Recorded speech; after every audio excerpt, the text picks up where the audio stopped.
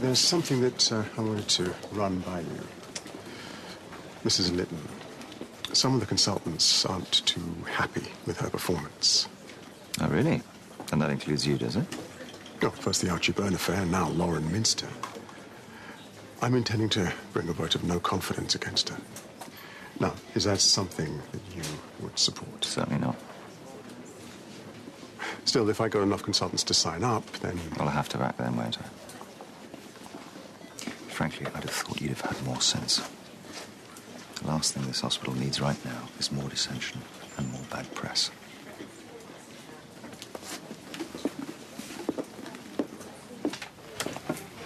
Have you got time for a little chat?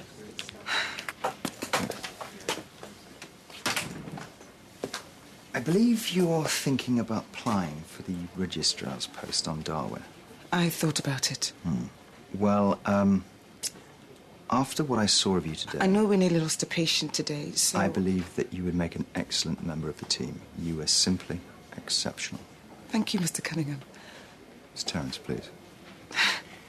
You know, I don't think he'd mind me telling you this.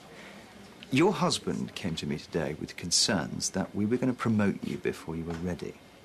Now, he was so panicked about it that he even thought that you would be better off gaining experience elsewhere. Well, after what I've seen of you today, let me just say, you make me proud to be associated with this hospital. There's a few of us going for a drink at the bar at close of play. Give us a chance to talk. I'll think about it. See you later. When I was in the RAF, a young cadet came to me and told me that he couldn't train anymore, that he was physically exhausted. So, I let him use the phone in the mess to phone his girlfriend. Now, 5 minutes later, he's running 10K with a 21-pound pack on his back. Turns out his problem wasn't physical exhaustion. It was homesickness. And I look at you, Rick Griffin, and I think to myself, what is it that Rick really has a problem with? And I think I know the answer. It's Tandy. Tandy? You're worried that this hospital is pushing her too hard, and you don't want your wife coming home exhausted. You want her to be promoted, but you don't want her to suffer for it. So let's park this hospital rotation idea, and why don't you let me just have a quiet word with Vanessa and Michael? And you're sure you think she's not ready?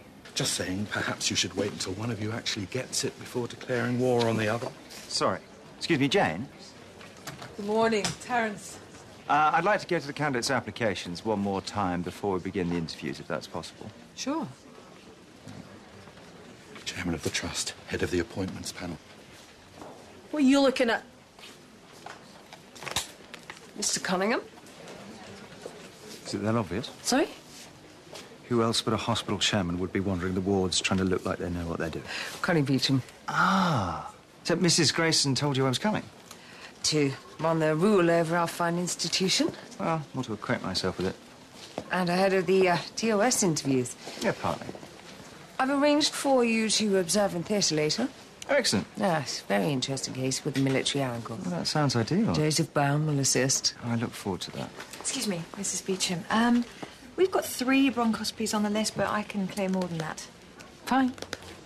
Just get on with it. She's keen. Very. Would you like me to... No, thank you. Mrs. Grayson's unavailability for the guided tour is a godsend, to be honest. Really? It gives me a chance to make my own mind up about the place.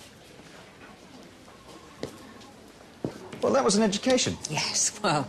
I didn't come here expecting to see an exercise in sailing close to the wind. Well, we were always in control of the situation. It's a good job your grasper turned up when it did. Yeah, I saw you talking to Miss Leela. She's an extremely resourceful young woman. Oh, yeah, I'd second that. I can appreciate what Lord Burns saw in her. Is that connection going to be a problem for you? Why should it be? Huh? So, what did she have to say for herself? It's what she said about you that was interesting. Really?